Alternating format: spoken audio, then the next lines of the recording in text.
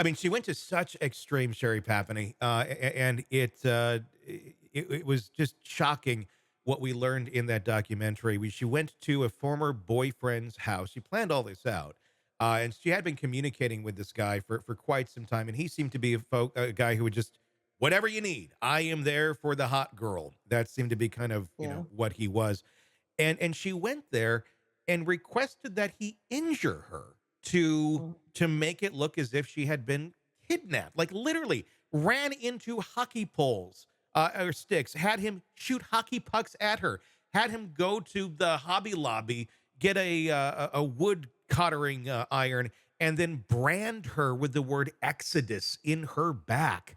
I mean, and had stopped eating or ate very little, so she was emaciated by the time she came out of this. When she claimed that she had been abducted by the two Hispanic women and then dropped on the side of the highway. That's kind of extreme. I mean, that's just shocking that one would go to those lengths. I know you just explained a lot of it, but to go to those lengths of pain and suffering, and also watching your family search for you in a Yes. nationwide search. What Yes. on earth? I mean, how is someone like that justifying that to their twisted personality disordered self? Yeah, I don't think there's a lot of thinking going on beyond the need for the attention and this emotional gratification over watching the news and seeing, oh, there's her face plastered all over the country, on national news, and getting gratification from that. Clearly, there's no empathy for anyone else, and that goes back to the gaps in her personality. But yeah, it really is to an extreme. When I saw the photos of the injuries, I was just shocked, because it gets into Munchausen territory. Yeah. And we know people with that disorder will, do surgery on themselves, cut themselves open, and then stitch it up to try to look like they've had an operation and fool people. And these just extreme behaviors that, no normal person thinks that way. No normal person could inflict pain. The burning, my God, and these scars were big. Yeah. It's like, this is just somebody who's very aberrant in their way of thinking.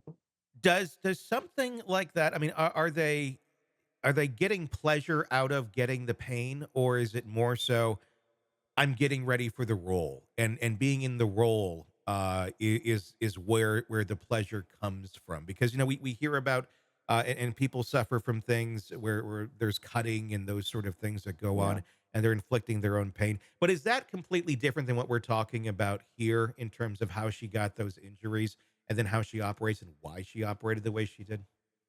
Yeah, I think that's the hardest thing for me to wrap my mind around because I am, of course, am a person who hates blood tests. I do everything I can to avoid pain, Yeah. but clearly she has a high tolerance for it. And does she get a sense of euphoria or a high out of this? Or is it just I'm willing to sacrifice and tolerate something that seems intolerable just because of the payoff here? And my guess is it's the latter. She's just so invested in the payoff. Yeah, it's really shocking to see what she went to. Another point that was made in the documentary, we've talked about Munchausen a little bit here, but it almost looks like there might have been a little Munchausen by proxy going on as well. If you remember the documentary, or there was several movies about it too, talking about Gypsy Rose and Dee Dee Blanchard in Springfield, Missouri, several years ago. That's what a interesting case that was, and horrible as well. But we heard claims from Keith Papini, and I said Kevin earlier. I apologize for that, but Keith is his name, the husband. That she would have the children inhale rubbing alcohol, and didn't just stop there. She would then take tissues, soak them in rubbing alcohol, put them in plastic bags around the kids' necks so they would inhale the fumes before they went to the doctor's office where she would take them, and then they would be ill at that point Yeah. in time. Expand on that a little bit on what's going on there. Yeah, it's basically the same thing, but this person, this desperate for attention person who's trying to look like the doting mother will sacrifice their children.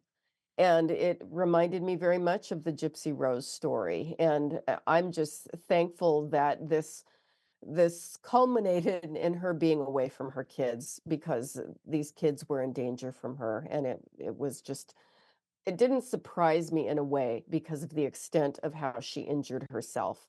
This was just, taking it in another direction, but the same basic thing going on. Yeah, I mean, it's shocking that anyone would do that to their children.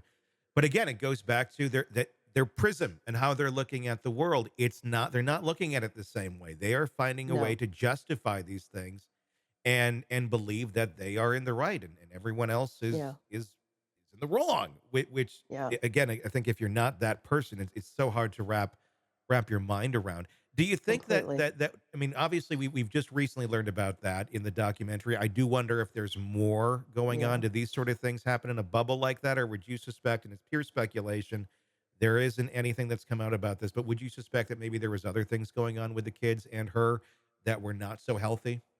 Yeah, it would not surprise me.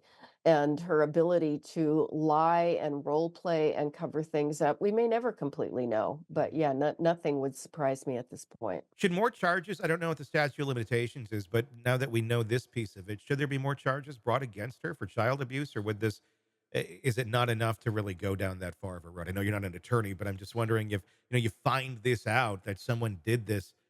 Now we're talking this is in 2016, Mhm. almost 10 years ago. Is that Mhm. something, you would recommend if you had a client or like if Keith was your client and he's saying these things to Yeah, you, is that something you would recommend at this point, or would you say, the kids would have to testify, all that would have to go down? right. Is it worth going after this woman anymore? She's already not connected to Keith and the kids, thank God. She's gonna do her own thing now. Is it worth, digging that skeleton back up, or is it better for everybody mentally just to go, it happened, we're okay now, let's just continue on with our lives? Yeah, it's a hard call because it certainly may be better for the kids to not have to dredge up more. And yes, they would have to testify and certainly be interviewed. Excuse me. Sure. But it's better for Sherry, if we're looking at what would therapy for Sherry be, to have consequences. And the more consequences for her behavior, the better, because, it's clinically indicated that this lady have to start telling the truth Mhm. and she has to start facing, the consequences for her behavior.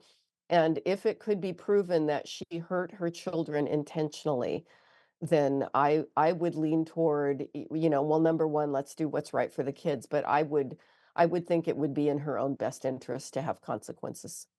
Hey, thanks for checking out the video. Be sure to follow us wherever you download podcasts, and especially Apple Podcasts, where you can get advanced episode and premium content on our premium channel right there. Also, be sure to follow us on social media so you don't miss any breaking updates on the stories that matter to you most. We're on TikTok, X, Instagram, Facebook. Just search Hidden Killers Podcast with Tony Brueski, and you'll find us right there. Again, thanks for watching.